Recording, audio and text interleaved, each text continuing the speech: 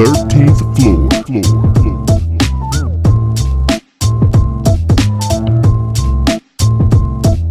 The 13th floor. Easy.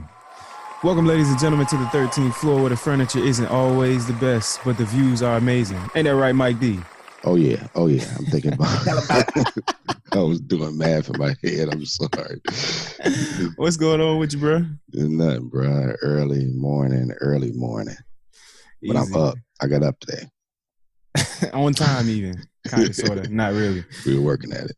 DJ Barry B. Fresh, what you got going on, bro? You know, we up. We at it. Had a wonderful Cinco de Mayo. Anybody else get their Cinco de Mayo drink on, please let us know. It was a festivus occasion. Absolutely, man. Shout out to Corey O2, set out the house for the Cinco de Mayo party. I was the only one. Well, me and the fam were the only one there with sombreros.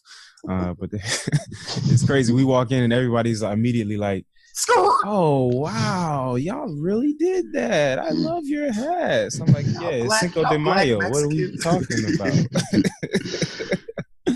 But anyway, yeah, it was a great time. Shout out Corey for opening up. Corey and Racine opening up their house, man. Love OD hospitality.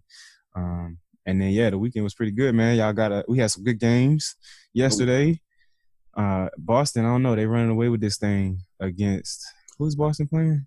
Philly. Philly, which that series has been very telling. First off, for the Celtics to watch them doing what they're doing right now with their two stars, like superstars, all stars out right now is nothing short of amazing.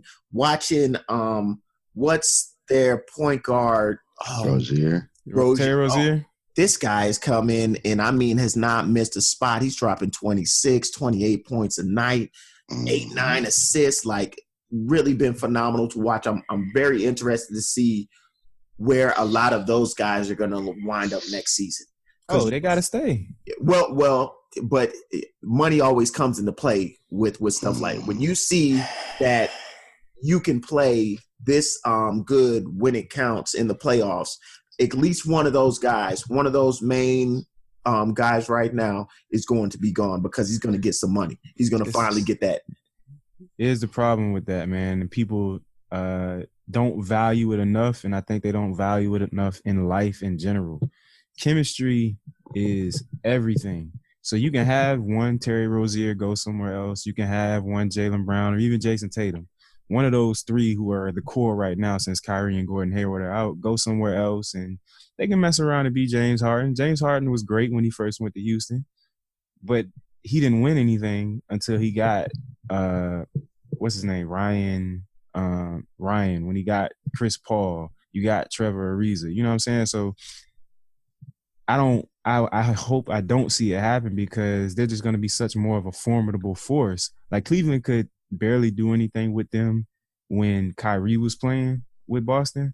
But you take these guys like Rozier and Tatum, Jaylen Brown's still going to start, but you move them into their bench roles. You know what I'm saying? So you got a dedicated 8 people in rotation that you would need during the playoffs. And then you getting Gordon Hayward and Kyrie back. For them to lose that based off of some money, like I would hate to see it happen because I can't imagine it. However, I also can't imagine, hey, I'll give you $50 million to come over here and play over here instead. So that, like, I totally agree with you, but I know that while chemistry is 1,000% one of the strongest factors in getting you to the promised land, especially in sports, I also know that financial gains, depending on the person and player, is exactly what can be the root of all team destruction.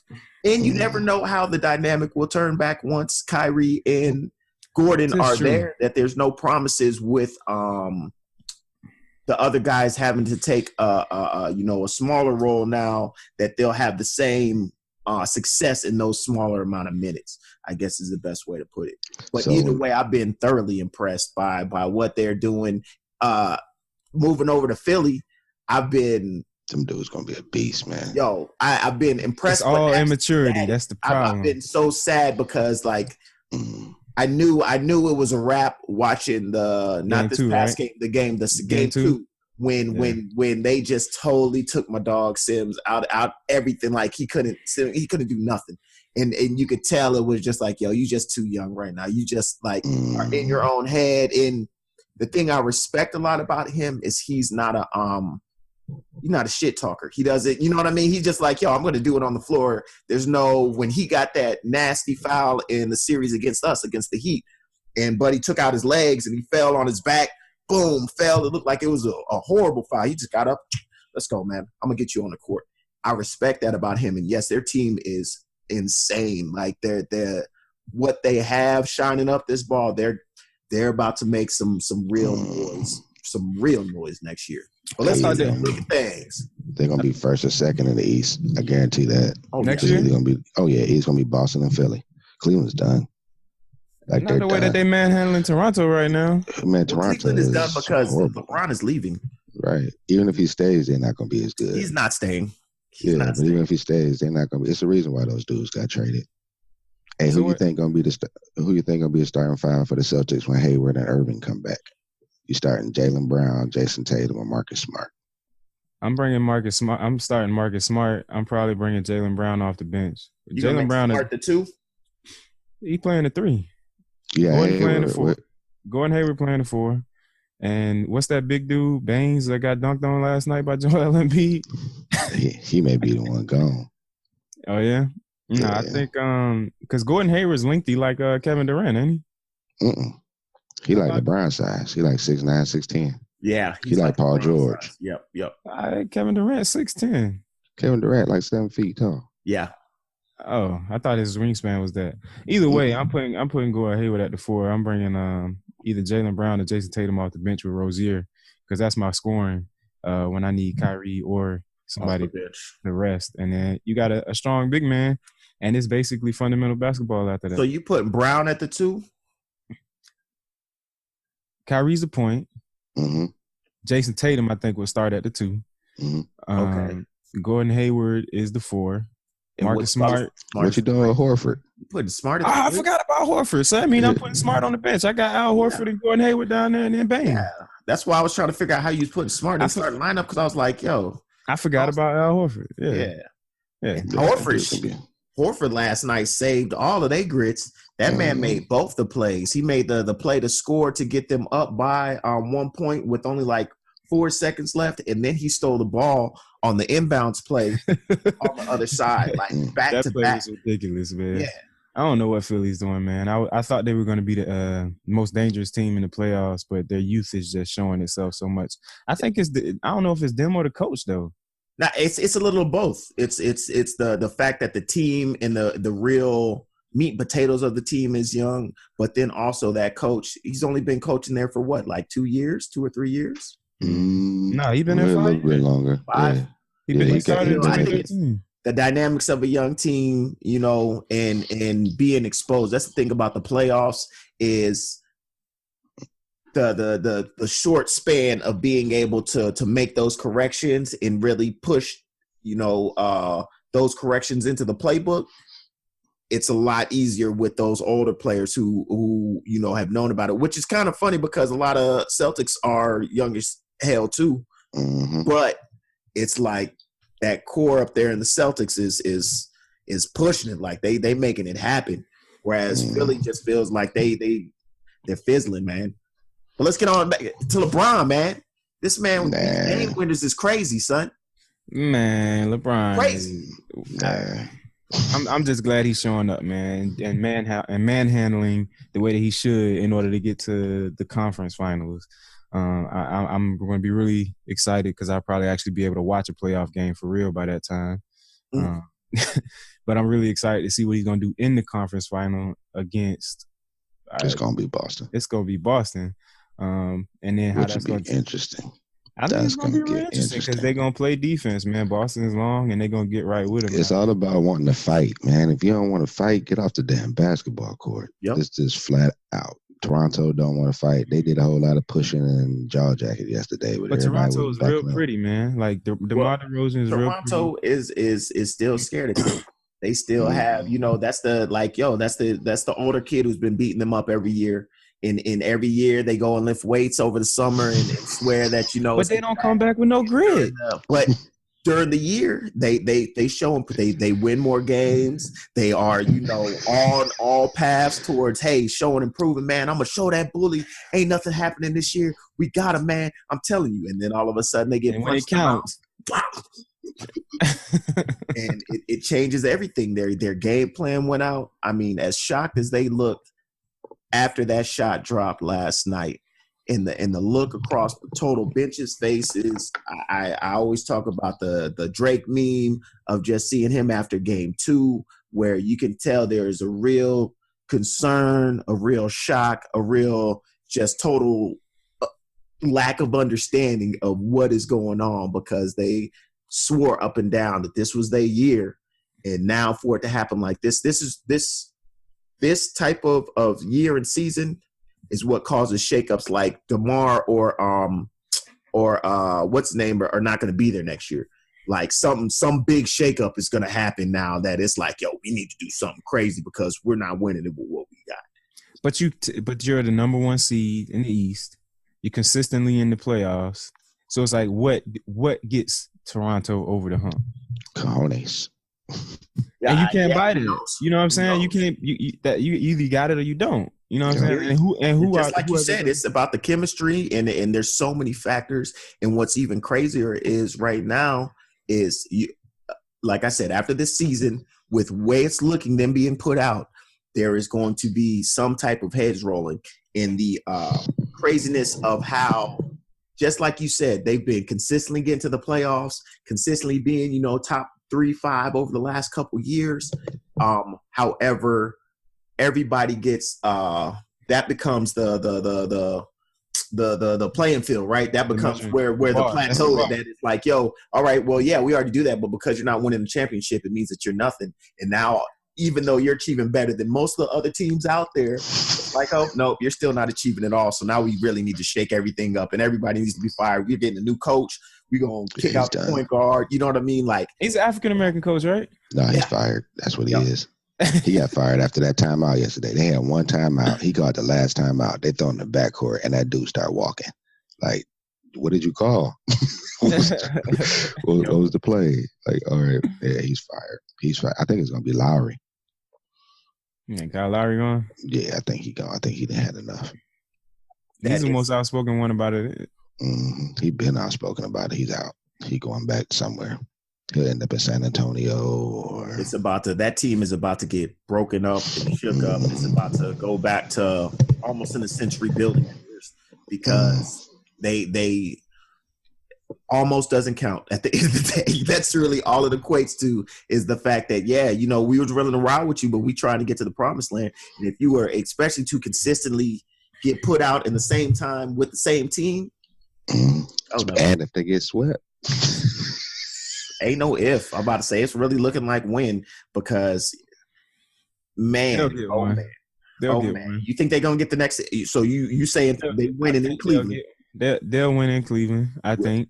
Realize this is all we talk about the next game. I'm not talking about giving you one or two more. No. They'll win the next game. The next game, you're saying they're gonna win.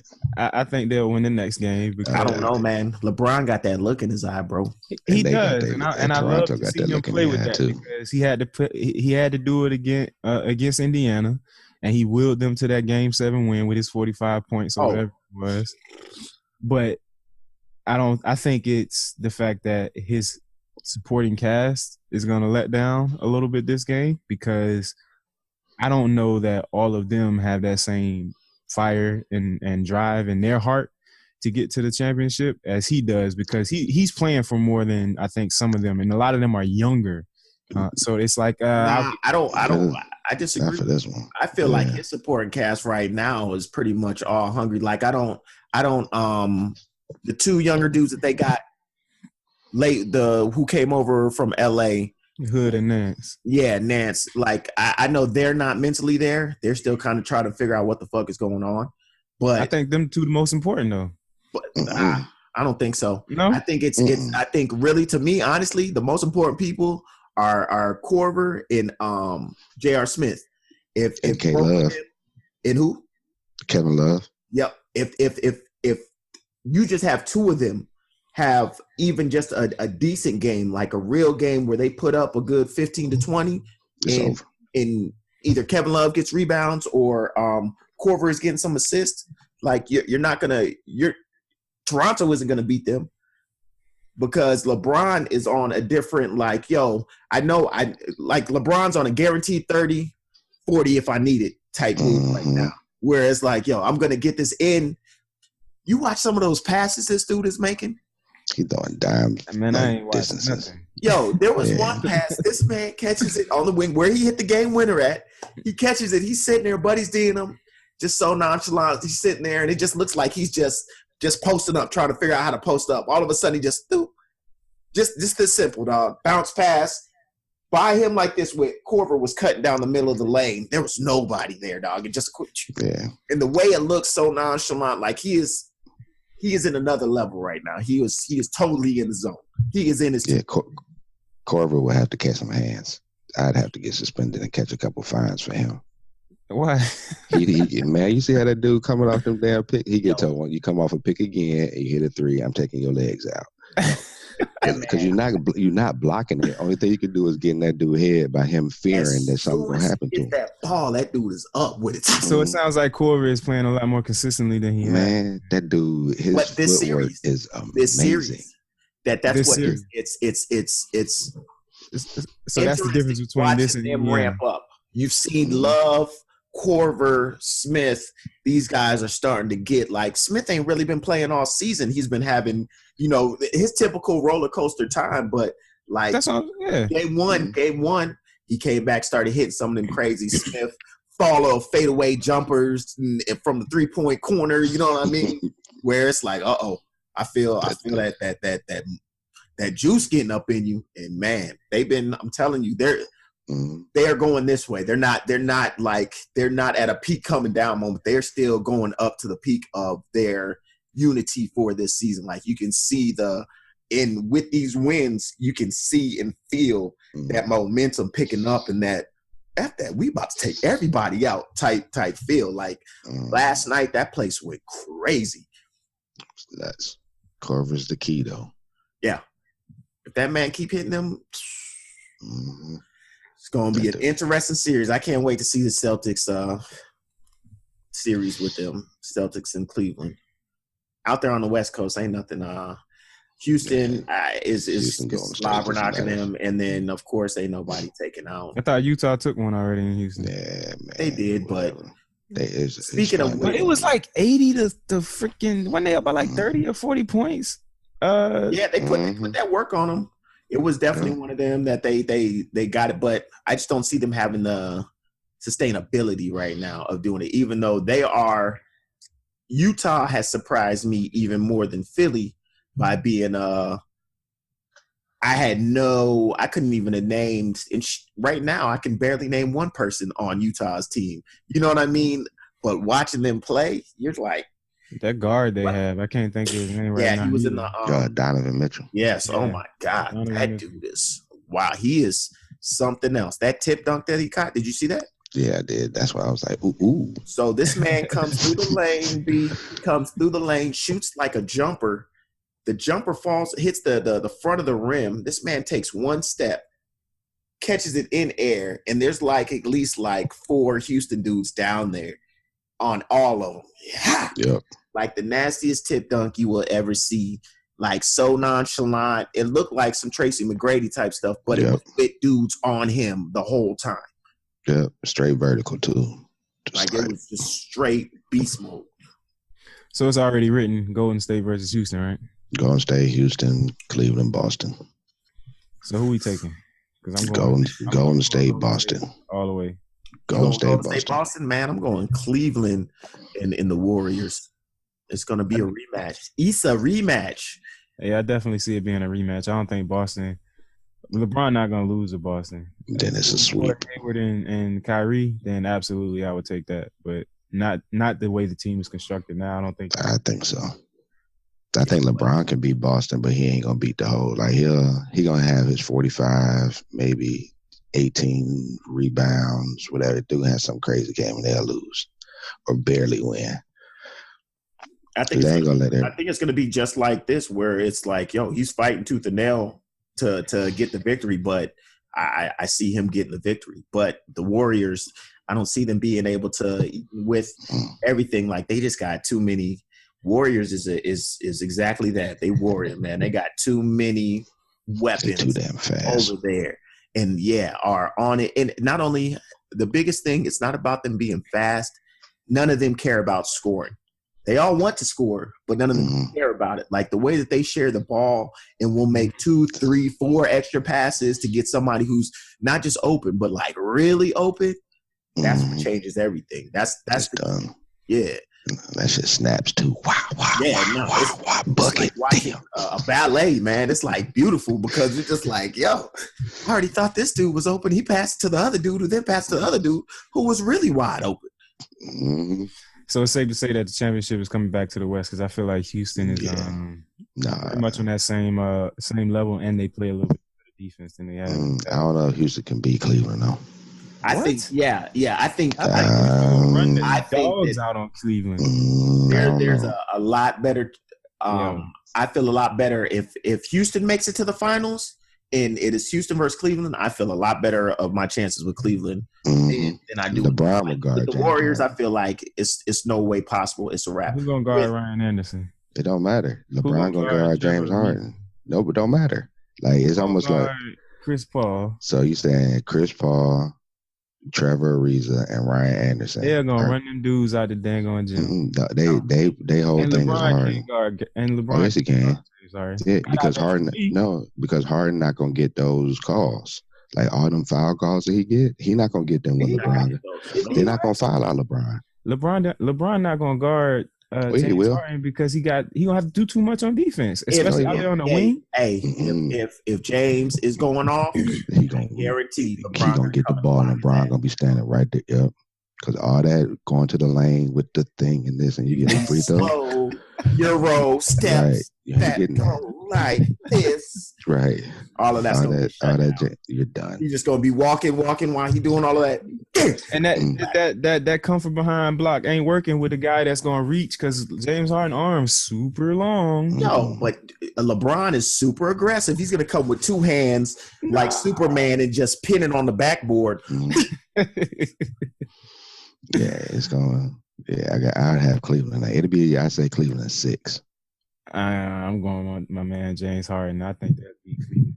I think they'll take Cleveland at 6. And I would say 5 because they're gonna shoot lights out. I'm confused at how James Harden make scoring look. That dude, James Harden be traveling, bro. Y'all watch He's doing a lot more than traveling. It's still. Even with it, he carries and he does all kinds of stuff, but it's still just like amazing how he's so fluid with it. Yeah, like he's so his vision is just crazy. It's crazy. Mm-hmm. It's like having like him. It's like watching Le'Veon Bell like on the football field. Yo, it's so patient and slow, but just fast. like and it's you're slow, but you're lightning quick because it's like slow the way to the that's a. Mm-hmm. And you see him change gears too, because he'll start going for a little bit, and all of a sudden that do the jerk, and next thing you know, he start pulling away. Where'd he go? Yeah, I see that twice a year. So Mike, man, I want to come to you, man, as we jump on this Kanye train. As the elder in the room, have you heard his most recent comment? Nah, I just saw the clip on it. I heard it right after I heard his first one with the conversation with T.I. that we was talking about last week. So to hear that come out his mouth, he was on a roll. So I don't know what happened. Yeah, he was on a roll, man. He got into it with some TMZ writer or producer or somebody in the background at TMZ, and the guy at TMZ actually put him in his place pretty well. I like that. But to come out of his mouth with slavery as a choice for over 400 years is to me it was an oversimplification of something that's much more complex and kind of it almost seemed ignorant. It's a shocking statement from him. Well, let's hold on easy. Now. Is it taken out of context? Y'all know, yes. I'm about to say yes, it is. First off, we're not going to, again, the Kanye lover in the room. No Omo. it was, you can't take one sound bite and allow it to be what creates your opinion of something. B, he was, none of us taken to the accord the craziness of what his life is and what he does or doesn't pay attention to. So as far as his comments, he did later come back and expand on, I'll say, I don't want to say clean up, but expand on what he meant with the statement that he made. And there have been many people who have agreed with him once he was able to fully express what he meant by saying it was. So what did he mean? And saying it was choice, he was more so talking about the mental enslavement in the fact that it is some type of power that they had over us for 400 years, when there were many instances we had the majority, that we were so mentally enslaved that we were not able to push out of that, because he feels, let him be in that same situation. He is not letting somebody put that type of pressure on him for 400 years. He's not saying that it was, oh yeah, everybody who was a slave, that was their choice and they're this, that, and the other. But it's more him pushing his thought of free thinking and free movement. It's not to say that, of course it was a correct statement to make or a smart statement to make, but I think also the swiftness of how it's irresponsible. Yeah, it definitely was irresponsible, but he was just speaking. Right.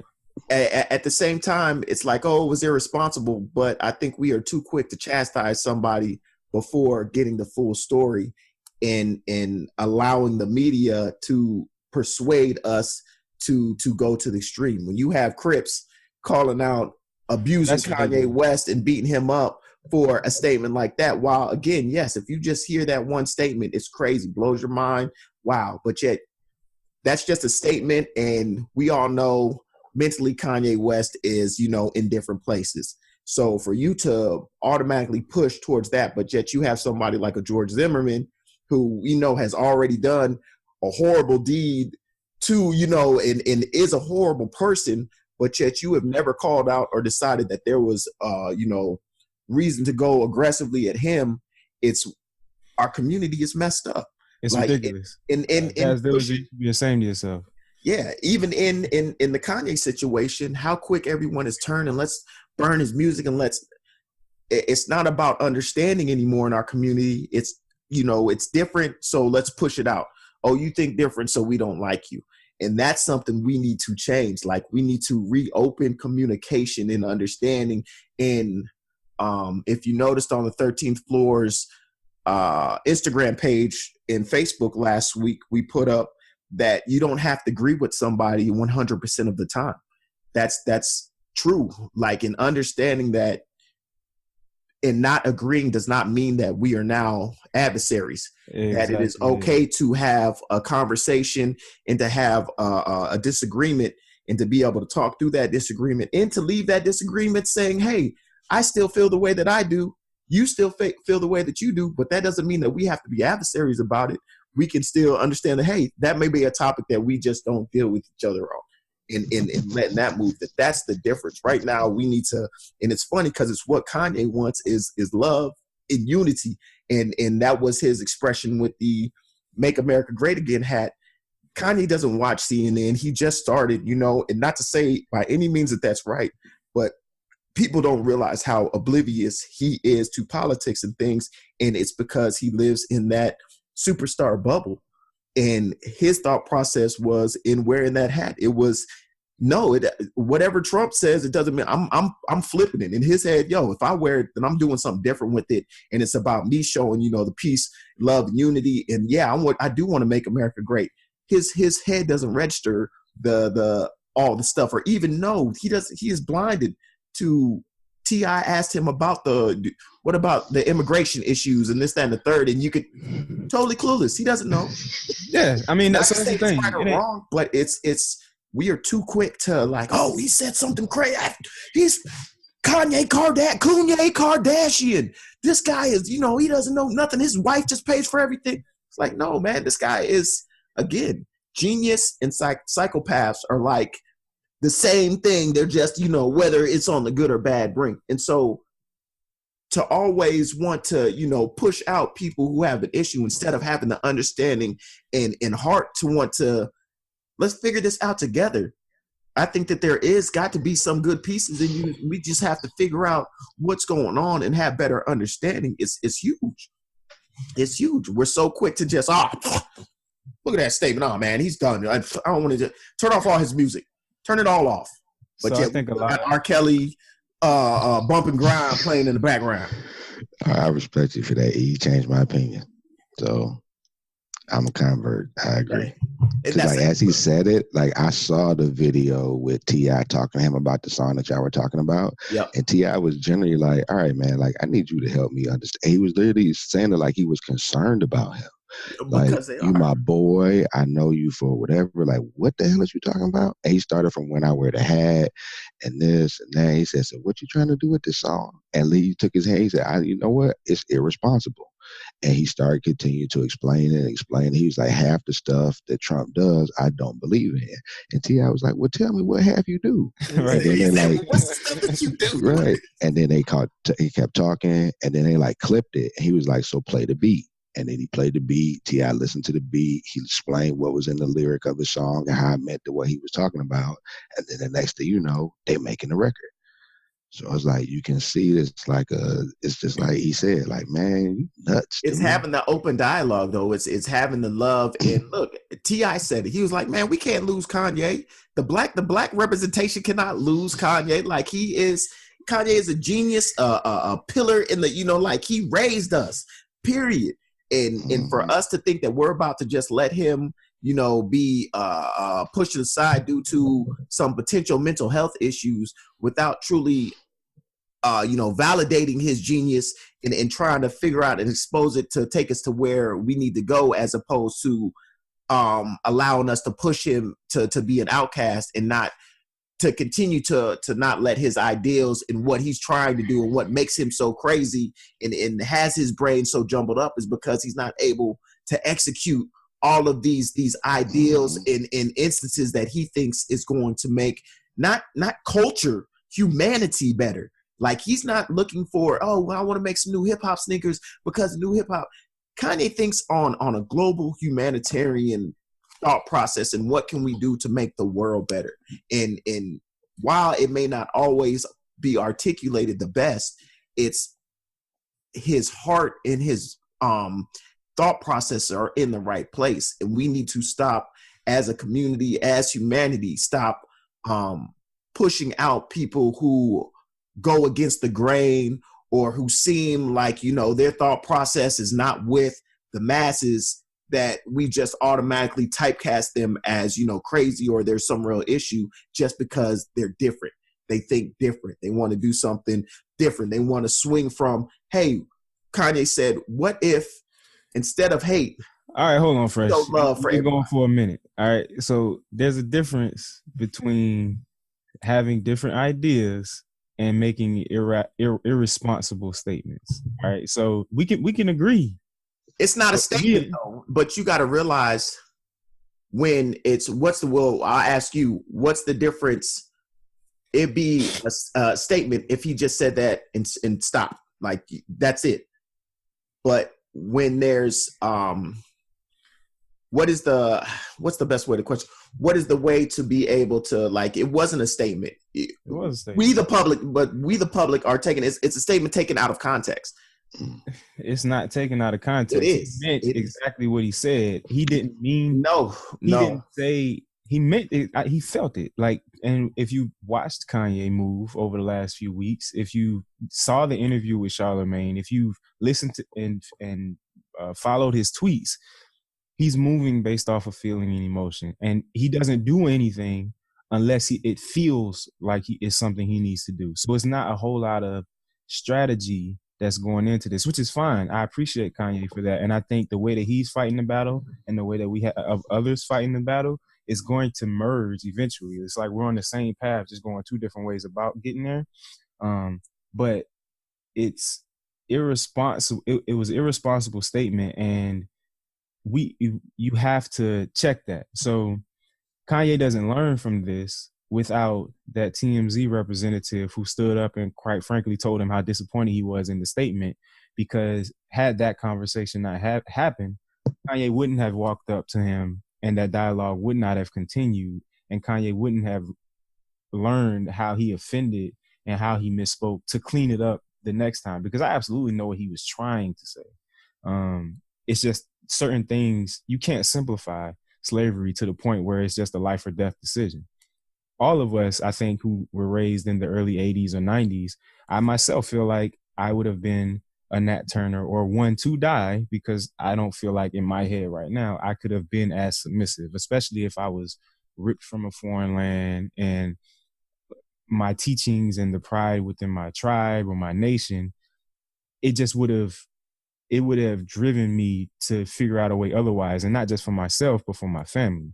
But when you take into consideration the mental slavery that happened, these people being ripped from their families and basically being told like this is the best way to live. You have mothers that don't want to see their children thrown overboard. You have fathers who don't want to see the worst happen to their family. So, okay, if this is what I have to do to see my family be in a living condition, then that's what I'm going to do. So when you take all of that into consideration, it's easy to say, oh yeah, they were slaves for 400 years. I mean, for that long. And then it's like you don't even take into account the amount of slave revolts that there were, because just because all we know about are the Nat Turners and Harriet Tubmans of the world, there were hundreds of slave revolts that were just unsuccessful due to one person or two people, that just were bonded to the master so much that they basically snitched. So it's a much more complex issue, and just because he has the ability and the freedom to state his opinion doesn't mean that we shouldn't come behind to correct that, because we absolutely do need Kanye. I love the direction that Kanye's on, and after following him for the last few weeks, I've grown a much larger appreciation for him as the man and what he is trying to do with his fashion, with the factories that he's trying to build, with the communities that he's trying to build, and the humanitarian aspect of him. Because as you stated earlier, everything he's doing, I feel like Kanye is like 5 or 10 years ahead of us right now. And I feel like he's like always been 5 or 10 years ahead of everybody. And as soon as we catch up, he's going to be down the road again. So I appreciate everything that he's doing. I just feel like we as the community have to continue to kind of keep him. You can't box Kanye in, and he'll be the first one to tell you that. But you can't let him run so wild and rabid that he starts affecting other pieces in the movement. You kind of got to keep him boxed in or keep him in his lane so that he can inspire the change that is this summit that's supposed to be happening with, Pastor Daryl Scott or whoever that guy is. This guy. Yeah, I'm gonna have to look more into him. But Kanye sparked all of this. You know what I'm saying? If Kanye hadn't made the statements or given the tweets, it doesn't seem like these things we wouldn't be having this conversation right now.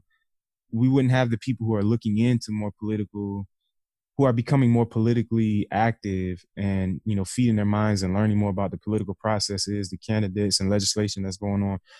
I feel like none of that would have been happening, or it wouldn't have started for certain people had Kanye not jumped out of his box, or maybe stayed in his box and said the crazy shit that he said to inspire those people. Look, I think that's what gets the freshest point about the genius of him, because it's not that he's doing it. Like, I think what you said, he thought through all that, but what he got on the end was what it came out as. And it's almost like it's not the emotion. Like, I can see him truly having almost like a detachment in terms of emotion, because for him, it's just fact. It's not emotional. Like, why are you getting all whatever about it? Like, this is the way I process stuff. And on our end, the freshest point, we're judging him based off of how we would react and what we would say and what we would expect other people to, right, not coming to the understanding that he's completely different. Like, it's almost like if you think of Big Bang, it's like having a conversation with Sheldon. Like, that dude is like, you in my seat, like, get up. Or like his responses back, you be like, man, that's just insensitive. Like, that straight was cold. He ain't get it. Like, it was a hole. But he does it. It's like, that's Look, I apologize if if America felt that my direction was that we should let anyone just, be able to fluff over the comments that he made. 1,000%. you know, he has to take responsibility for even the fact that that soundbite was cut the way that it was in order to create like just wasn't that cut. that was I don't know what you're laughing at. Like because it's a whole minute and a half. Like I've seen the but whole it's a whole video.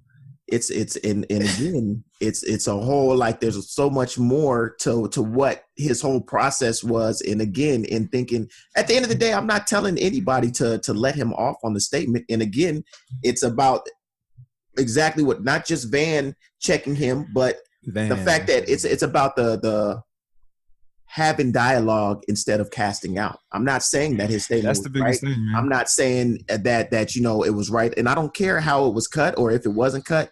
I'm just saying the point is that instead of casting someone out when they make a comment or show something that might be a little bit against the grain, or opening up the dialogue in order to have better understanding is where the value is ultimately my point. I'm not looking for Kanye to be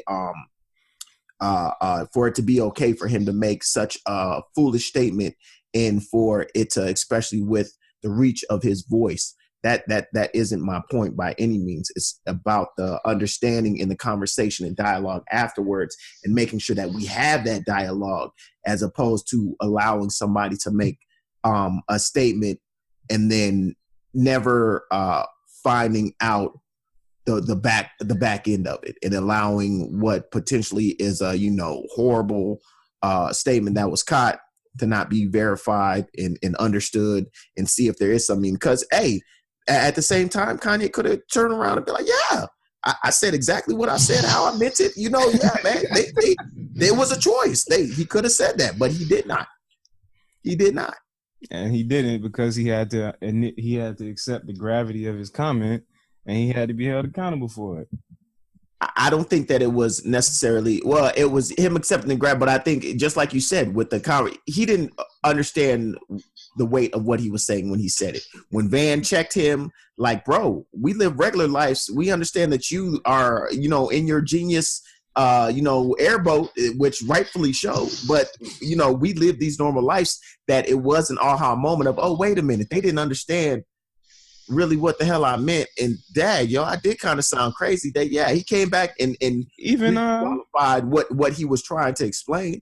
Even Charlamagne gave him some of the same thing, and it's like, and this is another question I want to ask you guys, see what you think. But Charlamagne, in that video, Kanye said something, and he was like, whoa, Kanye, these are rich nigga comments. You know what I'm saying? Like, you don't deal with the same level of racism, at your level of prominence that, you or I would deal with, being the middle class to lower class citizen down here. Which brings me to a question, topic of discussion I've had with a few friends. It's this idea that racism is such a low level tactic utilized by those that are in power, that some would consider, like, say, Illuminati is, or the elitist of the world. It's like a tactic to keep us in line down here on this level, whereas it doesn't necessarily exist so much when you get to higher. It's like, if I can see, look, just this season, LeBron James came home to nigger swatched all over his house. If LeBron James, who is one of the greatest black men right now, you know what I mean, can have it come to his front doorstep, to me, it's what's the best way to put it? Like, impossible. Everybody feel it may not be as weighted as heavily, but even, Denzel Washington deals with racism, even in him trying to get movie roles. You know what I mean? That racism is here, and it's prevalent, and it's obvious. It while it has been pushed down a little bit, on all levels you experience it. And I mean, all of us, I'm sure we've been to the hood, and we've been to board meetings and experienced just the potential disdain of people of other color, just because we are there as brothers. And it doesn't matter the level, it doesn't matter anything, it's just there, period.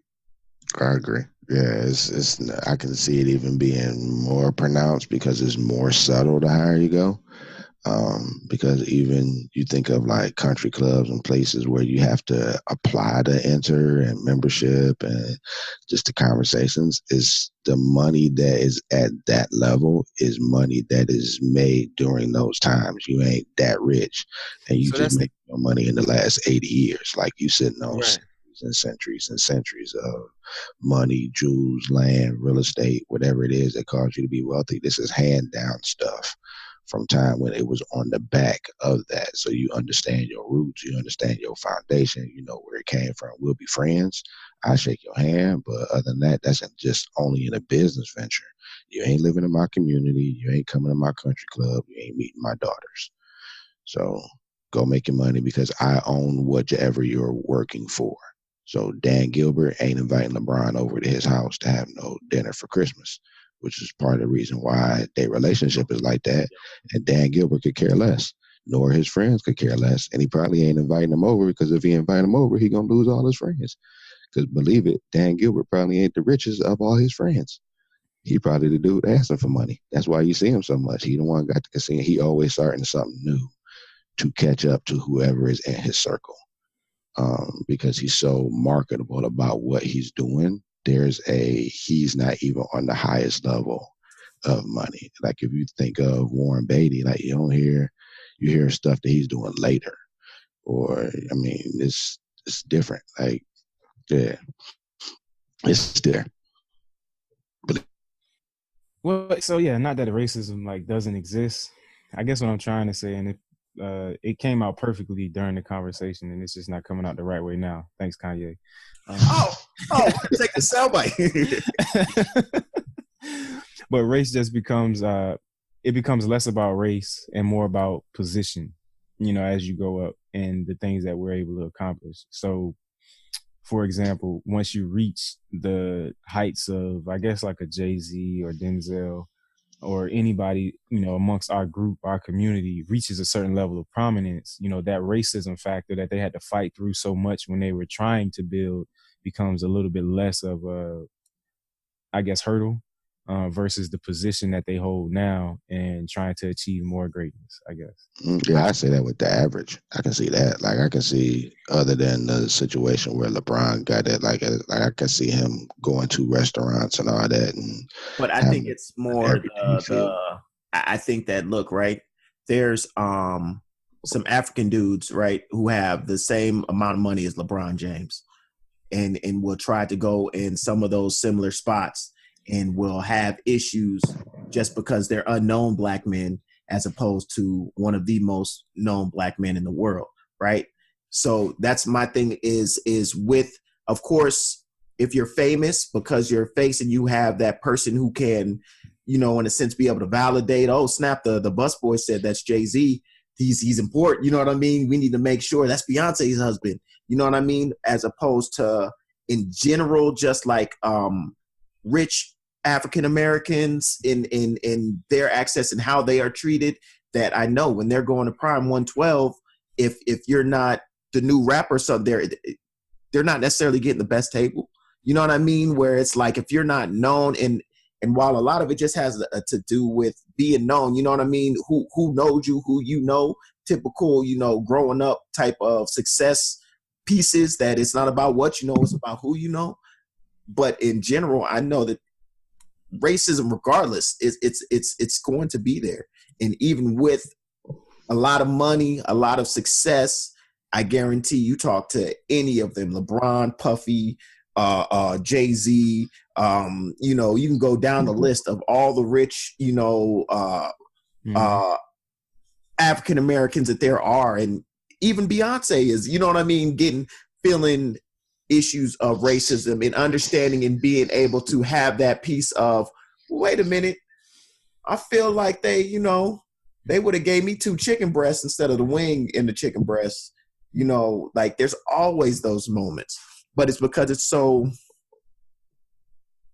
systemic. It's so built in. Mm-hmm. But with all that said, it's for us to be able to push past. Like while I will say something or at least give the look of most of anything that I feel is out of place, and especially if it's on the point of racism, I'm still not one who's going to not go and do what I want to because I'm scared of racism, I guess is the best way to put it. You know, like it's still under, like, it's about being able to understand, know that you might come in contact with it, but being able to be strong enough, articulate enough, and mentally strong enough to combat it with you know, love, wisdom, and kindness in a sense, as opposed to just automatically being on, I'm going to see red and fight everybody. And understanding that you create a lot more, it's a lot more powerful when in those racist moments, you can articulate yourself and let them see and understand how stupid they were and what they did, the mistake that they made. And so it's something that they continuously think about and resonates with them, and hopefully makes the impact of pushing them away from racist, you know, racism moving forward, as opposed to going off and being that to where all of a sudden now you, in a sense, validated for them that, yeah, that's why I don't like y'all. Love, wisdom, and kindness. I like that. That's what we calling this episode right here. Hey, Love, wisdom, all right. and kindness. Hey, before we get up out of here, man, we got to go to you for the crypto biddy this week, my man. We back. We still here. Yeah, man, crypto been crazy, real crazy. We just, you know, just tickling 10K.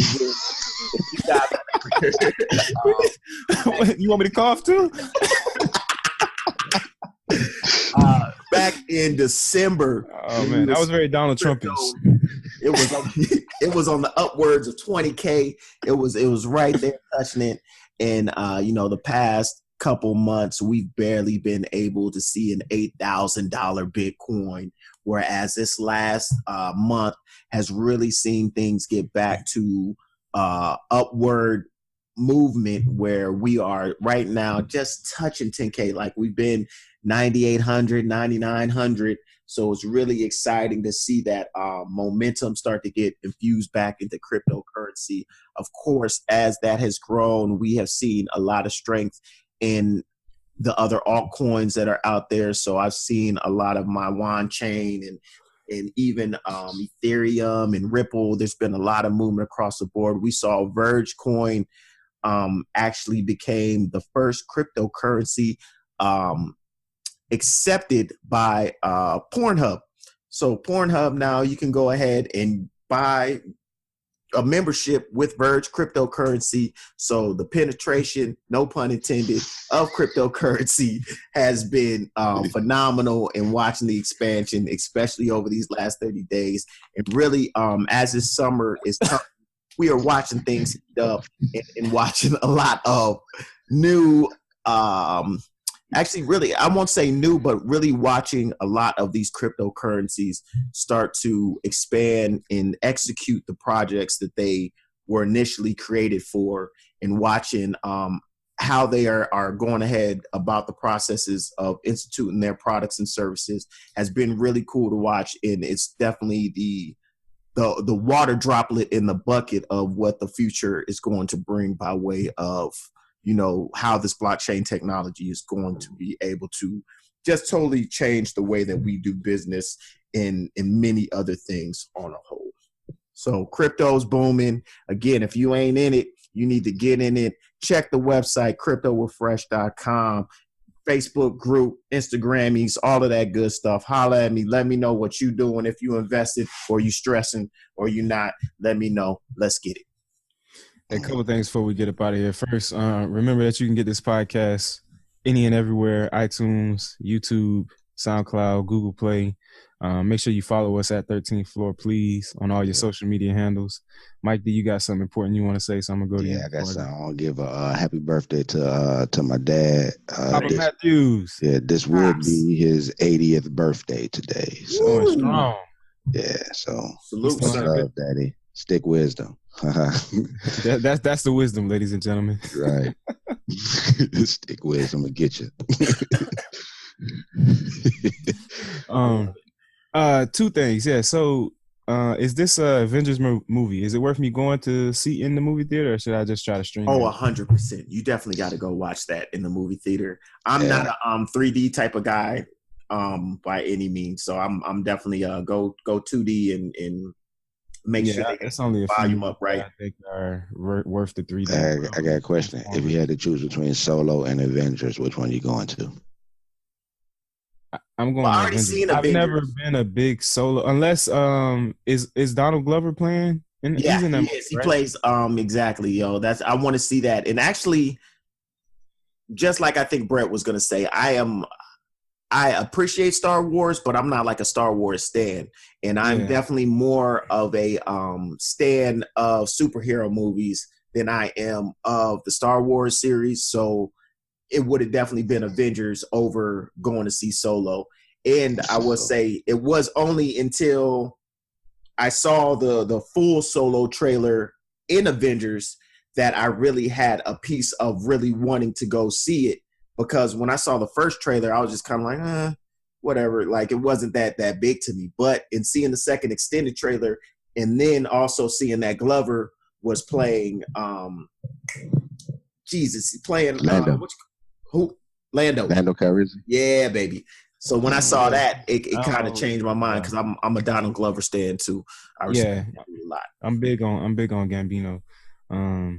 But yeah, the only reason I ever got into Star Wars is because of the bros, like, because my line name is Darth Vader, and so that's how I got into. Let me figure out who this character really is. You feel me? So when I went back and watched episode 1, 2, and 3, then I had an affinity for freaking Star Wars. But outside of that, I mean, I don't really care for it. And I grew up watching them and remember not really caring for them when I was. I remember, I was about to say, when I was young, I remember watching them, and not that I didn't care for them, but they weren't like, it didn't resonate with me like I watched them because it was like the thing to watch, but it wasn't like, oh my God, like it's like cool, okay, it's different, and like I could respect the special effects and everything, but it wasn't like, oh my God, I gotta watch Star Wars this year. You know what I mean? Like there was a long time I didn't care nothing about none of that, and I have not seen all of the episode 3 or whatever, like all of the ones that have come out lately, and like the last one, the one that came out before this, I didn't go watch that. I watched it. I didn't like it because the storyline is the same thing over again. It's about the Republic, man. But it's like they literally copied the same Anakin. It's like it's almost like Lord of the Rings. Like it's a whole, like all 9 make the story. So it ain't like just one. It's like 9 different chapters, but they made the chapters individually into movies. So like what you got was chapter 4, 5, and 6 when it came out, but you don't know chapter 1 through 3 or how it end. So what they're doing now is like that because they shift. But they doing it in, like, you got 4, 5, and 6, which that came way back out in the 80s. With the 80s, but that was after 1, 2, and 3. You know what I'm saying? So you started in the middle of the story, then you got the beginning of the story, and we at the end of the story. But the end of the story is the same thing that happened in the beginning of the story. So yeah, because it's the same story. It's how it ends. But that's what that's like. But it's new characters. But it's why it's are like, Bottoms back? It's a waste of time, man. I need something new. Give me something fresh. Ease. My other thing was, y'all know they remaking Superfly? Who Yes. the Little X is directing it. I'm very Little X is directing it? Yeah, I'm very intrigued. I won't go as far as to say excited about it, but I'm very intrigued because I've been watching Little X. I follow him on Instagram, and I saw when he started making it, and the way the way that they're doing it. Is it gonna be modernized, or are they doing it? It's in a modern world. Like it looks really cool. It looks like he really did a good job of creating kind of like that. So the Cadillac not gonna be in it. I'm sure he's gonna have some type of new Cadillac that's crazy. Like it looks visually, it looks really sexy. Like it looks really dope, in that they did a good job. If you guys go on Little X, and matter of fact, they got Superfly the movie on Instagram right now. If you go to Instagram and look up Superfly the movie, they have clips, and even checking out the trailer, it looks like they did a really good job of, you know, kind of recreating that feeling in that moment, but bringing it to a modern feel. That's one of my favorite things, is watching, like with the Avengers, right? I enjoy watching those moments that are outside of our time, but being brought into making it feel like it's now. you know, being able to have that moment of feeling like, dang, yo, Thanos could come out the sky at any time. We got to be on our P's and Q's. The same thing that they've done with this Superfly movie. It looks like they did a really good job of bringing it to Atlanta and having that same moment in nostalgia that Superfly brought back in the day, and really capturing, you know, that piece of time. It seems like they've done a good job of moving it into a modern dialogue, or I guess modern setting is a better way to say it. Yeah, Trevor Jackson is the lead, huh? Yep. I've never seen him. What is he? Have you ever seen him in there? Okay. I don't know who he is, but I think he looked like he was a new dude. But I mean, there was some player like the like I said, the visually, it looked extremely like just amazing. It definitely looked like they did a good job of capturing, like, these are dudes with money. Like Superfly was a Superfly. And like the new era that he got to capture, it looks like it's going to be a good flip. Easy. All right, ladies and gentlemen, we up out of here, man. Appreciate y'all spending y'all Sunday morning. Well, it's Friday afternoon by the time you get this thing. We done here on the 13th floor where the furniture isn't always the best. But Mike D still got it. Oh, look at that. The 13th floor. Brought him out of retirement, folks. Let me get that dog on the outro. Easy.